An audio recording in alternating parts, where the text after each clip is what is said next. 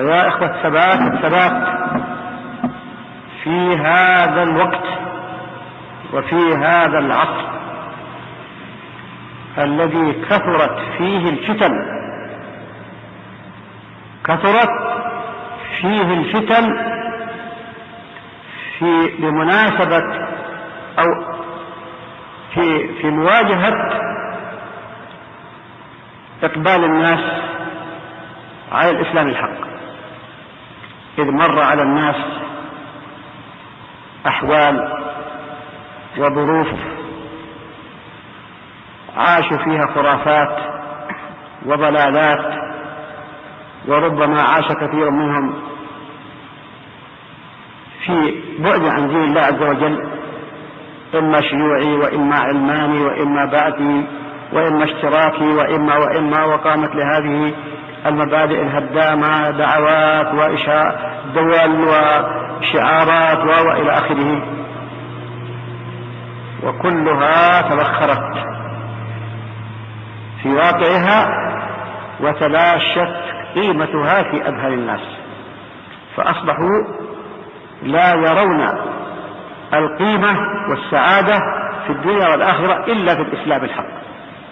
فاتجه كثير من شباب الأمة في مشارق الأرض ومغاربها يبحث عن الحق، يريد كتاب الله، فهم كتاب الله وسنة رسول الله صلى الله عليه وسلم. قد سئم الخرافات والشعارات الفاضية وأقبل على الحق. وحسب تصوري وإدراكي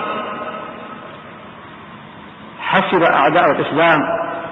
وأعداء السنة من أهل الضلال من الروافض والصوفية والأحزاب السياسية الخبيثة أدركوا خطر هذا التوجه إلى الإسلام الحق،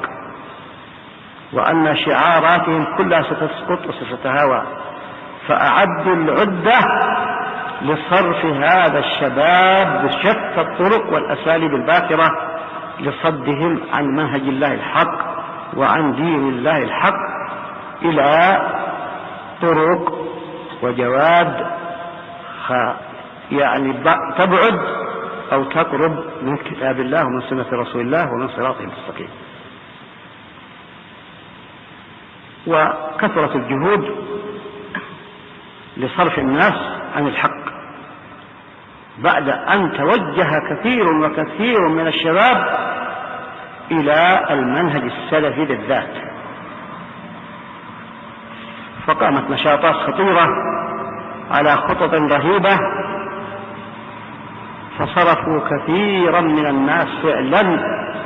عن هذا المنهج، واحتوته مذاهب تعادي هذا المنهج ولا تحب أن تقوم قائمة لهذا المنهج، لأنه الإسلام الحق الذي لا يبقى العبادة فيه إلا لله، ولا يبقى الاتباع فيه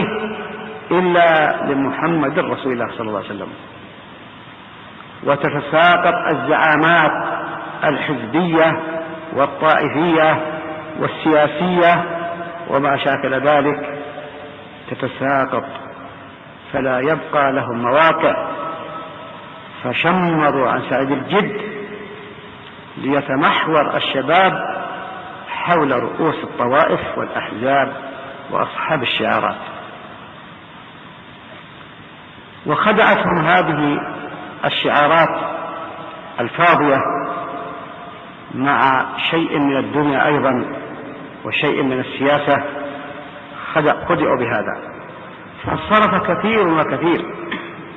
بل أقول نكص على عقبيه كثير من الشباب الذي بدأ يسير في طريق الإسلام الحق، نكص كثير منهم على عقبيه لأسباب كثيرة، منها ما ذكرناه ومنها ما لم نذكره، وأسفا حصل هذا. وقد عرفنا الكثير والكثير ممن جاءوا إلى هذا البلد وكانوا على شيء من الاستقامة وعلى شيء من المنهج السلفي، فإذا بهم مع الأسف بسبب مصايد هؤلاء ومكايدهم صاروا من أهل البدع ومن